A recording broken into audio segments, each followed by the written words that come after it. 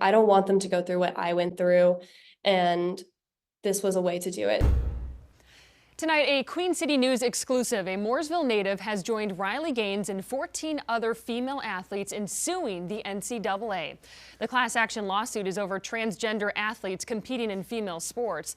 The women allege the NCAA is depriving women of equal opportunities to compete and also threatened to strip away scholarships if some of them spoke out.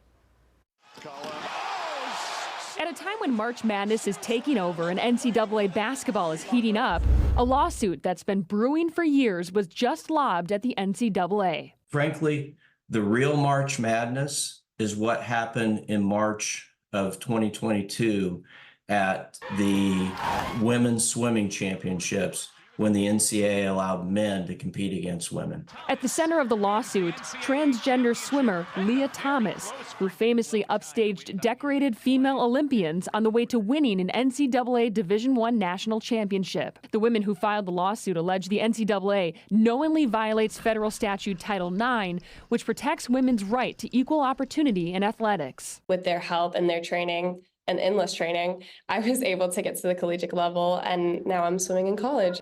Juliana Morrow swam on the Lowe's Lightning swim team in Mooresville throughout high school. She's among the 16 athletes who filed the class action suit.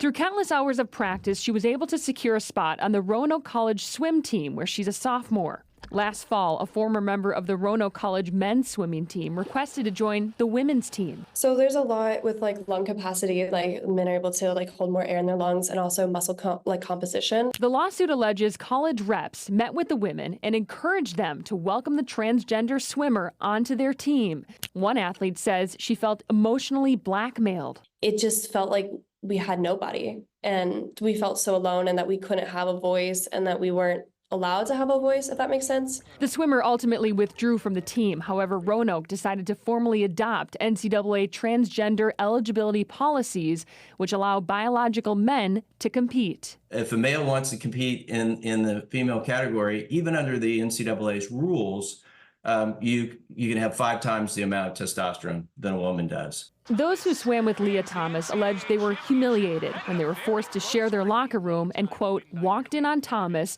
and observed Thomas undressed with male genitalia exposed. The women are asking for monetary damages and are hoping for a change in NCAA policy. If the NCAA changes its policies, it changes nationwide.